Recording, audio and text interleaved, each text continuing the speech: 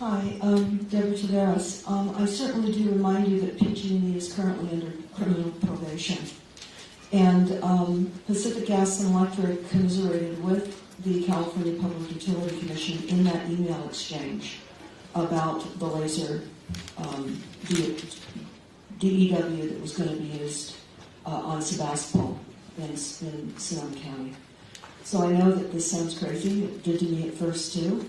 But it came to our attention because PG&E's smart meter director tried to falsely integrate himself into a anti-smart meter movement. So that's how we came up with this email exchange. I think it's vitally important for you to check that out.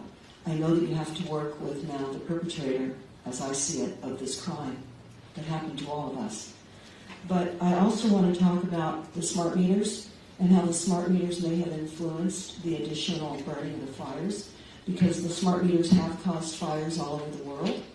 And with the pulse frequencies that were occurring that night, which is one of the reasons that water station near Spring Lake went down, I was sitting at the water agency meeting about that, and they did have to move on over from PG&E because of the pulse frequencies to their generator system, just what was being said to you right now. But it was pulse frequencies. They were browning out. And I know that many people in their homes were browning out too. So I think it's very important to take into consideration how did the smart meters facilitate the fires as well. I'd be curious to know what PG&E knew on the 16th floor of their weather room. On the 16th floor of the PG&E buildings, they have a meteorologist and a weather station. I actually had the opportunity to tour that. So it does exist. I'd be interested in knowing what PG&E knew about the weather conditions themselves that night, being certainly that Rothschild was involved in Weather Central. Thank you for your comments. Mary Morrison, and next, followed by John Schenkel. Deborah, thank you very much for being here.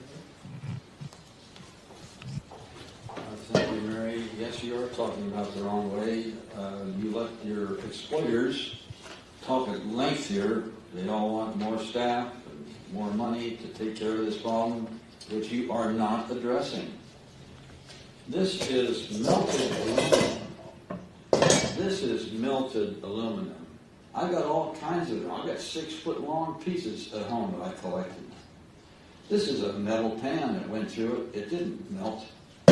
That's because the heat of these explosions was right around 1,400 degrees. This didn't melt. This did. These were explosions. They were not fires. You all talked about how extraordinary they were.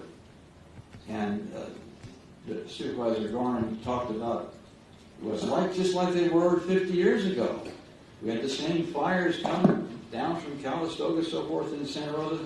That took, 2 days? This took 4 hours. They weren't the same at all. You've got to start facing reality here. You're wasting a lot of time and money. And whether this thing's going to happen again, it'll only not happen again if you decide and uncover who caused it. And I submit it was an attack on this county, so you wouldn't listen to Mary and I and others, hoping that you will hold Congress accountable for bankrupting this country under martial law 107-243. Thank you for listening. Thank you, sir. Mr. Allen.